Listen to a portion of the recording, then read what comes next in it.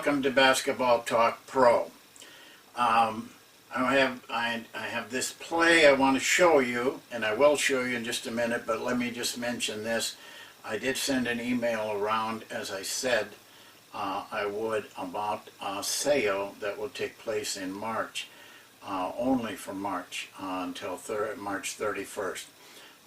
But take a look at the email, click on the click here, and it'll take you and explain everything about that sale and about the Master's Way course that I'm hoping a lot of you will take part in.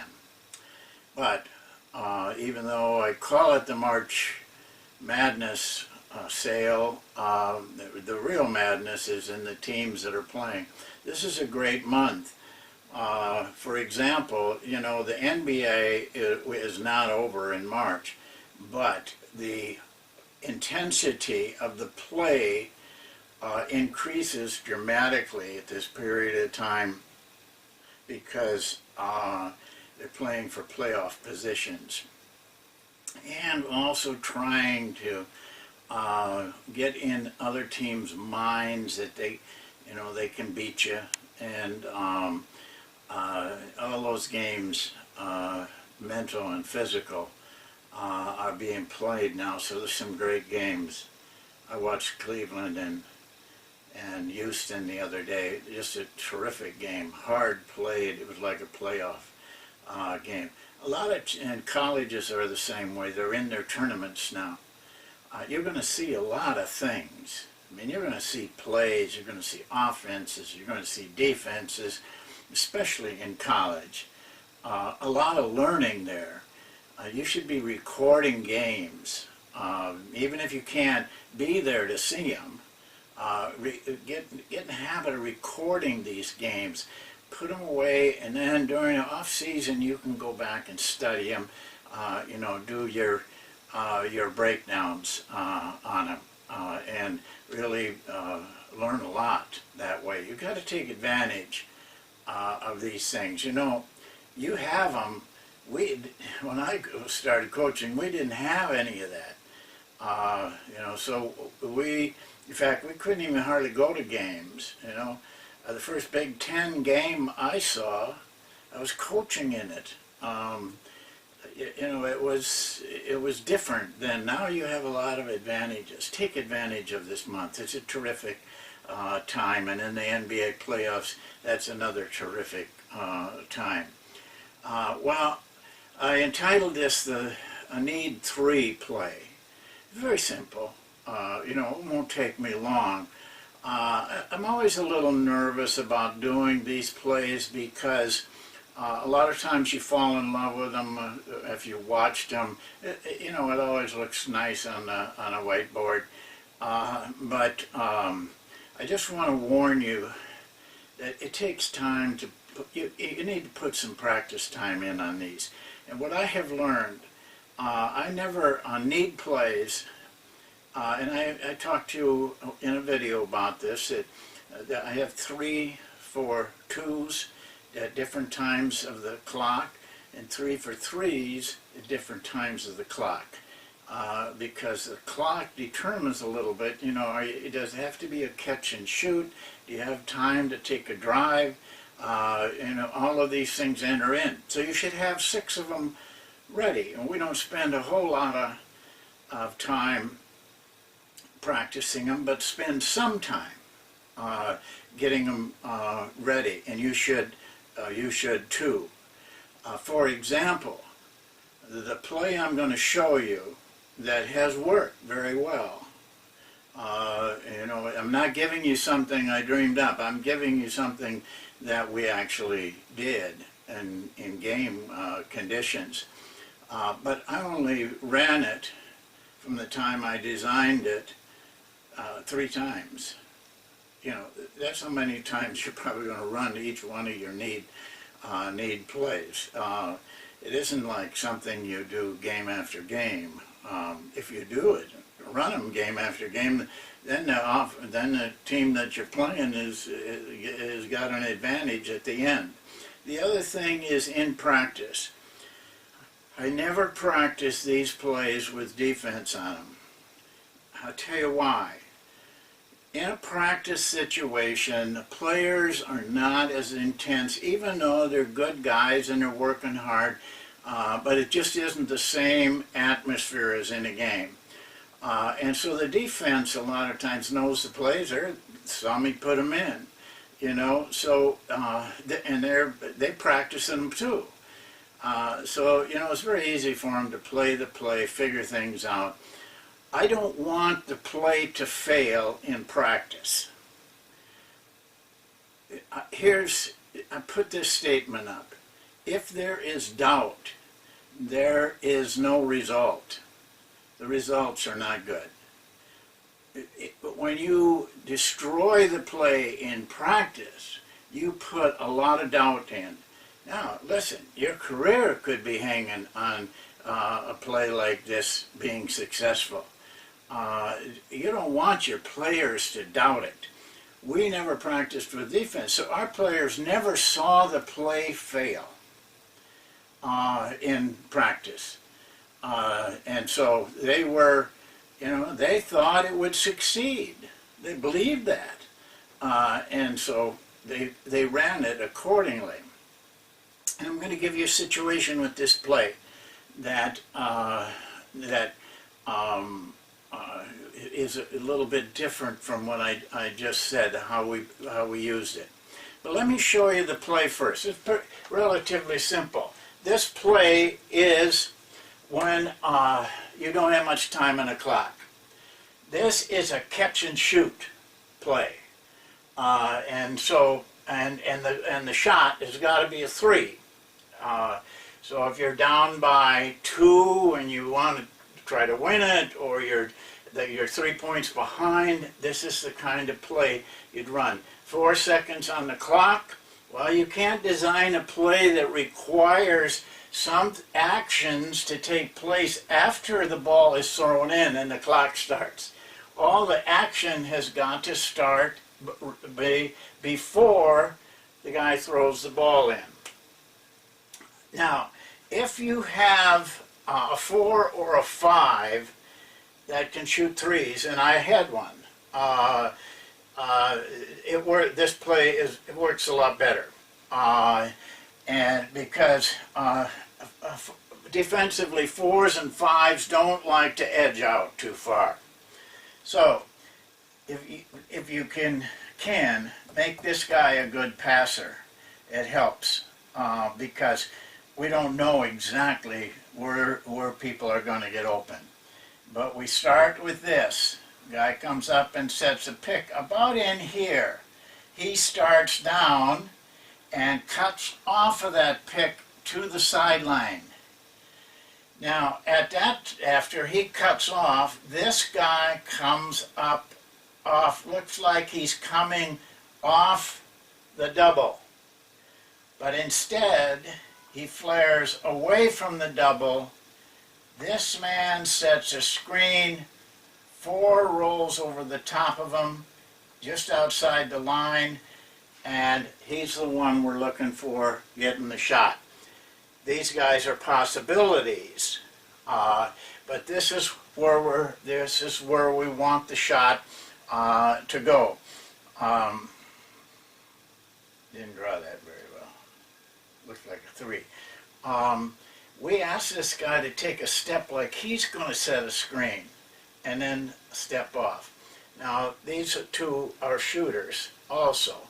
So it looks like we're going to try to get one of those 2 guys free for the shot. But this is the guy we're trying to get free. In the CBA, I ran it once. The guy hit the 3. He was a 4. He hit the 3, tied the game. We went into overtime, won the game in overtime, and won the championship. Not the playoff championship, but the regular season championship because of that win. It was like a third from the end of the game. The other 2 times we ran it was in the NBA. When I was with Nellie. One day Nellie and I were in the office. we like to talk basketball, and he said, you have any, need plays like how about a need 3 play? And I said, well, what's the clock? And he said, well, let's make it, like 4 or 5 seconds. I said, okay, I'll show you one that we ran. And I showed him this play. And just put it on the board just like I did for you. He said, I like that play. So he said, let's work on it today. I said, okay, good, but we didn't work on it that day. We didn't work on it that week. We didn't work on it for 2 weeks. Went by and we never worked on it. We were playing in Phoenix. We were down 3, timeout, 3 seconds on the clock. We went towards the bench, and I knew Nellie was very good at drawing up plays, but a lot of times the players didn't understand him because he did not like explanations. He just wanted to draw it up, and you do this, you do that, and they're supposed to see it and know it, even though they'd never seen it before. So I had gotten in the habit of paying close attention when he was doing this, because the players would come off and not know exactly what they were doing. They'd come to me and say, what am I supposed to do, or am I supposed to do this?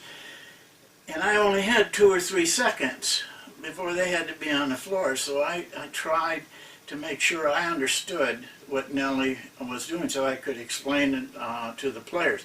Well, I was ready to do that. And he comes to me and says, let's run that play you showed me. And I said, we've never practiced it, Nellie. And he said, that's okay. And because what he was going to draw up, they hadn't practiced either. And I said, well, who do you want to shoot it? And he said, we had I don't remember his name now, but he was 7'6", a real tall guy, but he could shoot pretty well. And Nellie loved to use centers out on the 3-point line because the defensive guys wouldn't come on. So he said, draw it up for him. So I drew it up. I was surprised. I expected, well, coach, what about this? Well, all that stuff in a panic situation. Instead, players were very quiet and had no questions. So we went out and they ran it perfectly. It amazed me, but they ran it perfectly. This was the 7'6" center. He stepped out here, wide open, missed the shot. The second time was similar. We were playing, I think it was Philadelphia, but a month had elapsed and we still hadn't worked on the play. And we came in the same situation. Nellie said the same thing, but this time he said, put Scott in that spot. Well, like I told him, I said, the whole world knows we're going to go to Scott. And Dennis Scott was really a good 3-point shooter. I said, run it anyway. Scott stepped out, and he was open, unbelievably, but he fumbled the ball a little bit. The pass wasn't real good. And in that length of time, they fouled him. They decided to put him on the line instead of giving him the shot, and I'm sure that was their strategy coming out. But it did create 3 open shots, and the fouling thing you just got to live with, because whatever play you ran, that's a possibility. Some coaches foul, some coaches don't. We don't know until we get out on the floor. Even though if you have a play in these situations, you're probably only going to run it 2 or 3 times in 2 or 3 seasons. But you still need it. You need to work on it, and you need your players to believe that it's going to work. I hadn't meant to do this, but I'll show you. This isn't a need 3, but this is a need 2 that you might enjoy seeing. Here's the situation. It's when I was with Cleveland. We were playing Washington. Michael Jordan, 42 years old. Michael Jordan had broke Cleveland's heart in the playoffs. Now, it wasn't like, well, we lost a chance to go to the Eastern Conference Finals. No, it defeated Cleveland for years. It's only talked about, Jordan making that shot. So here we are. And I think it's 2 seconds on the clock. Tie game. And here's Jordan. Here is a wing player, and here is another wing player. I'm almost sure this was a one-man here, a point guard. This was Popeye Jones, and Popeye Jones is a great passer for a big guy, and well placed. They give him the ball. Here's what happened. This guy did this. This guy did that. And Jordan stood there. He just stood there. And I'm thinking on the bench, my mind's going a million miles an hour, but I'm thinking, aren't they going to go to Jordan? They got him screening. He didn't screen. He just stood there. But as these two guys crossed behind and over him, he popped right up here. Popeye made a terrific pass, and he was wide open and hit the jumper, and he beat Cleveland again. You know, this is not my play. This was Doug Collins, who probably drew it up in a timeout. But I don't believe in that. I think you need to practice. You got to remember now. You're talking about pro players. And if you don't have those kind of players, you better practice it before you run it. Well, that's it for today. If you have any questions on the play, I hope you were able to draw it up from the board. Be cautious. These are not miracle things, you know. These aren't magic things. It's just like everything else in basketball.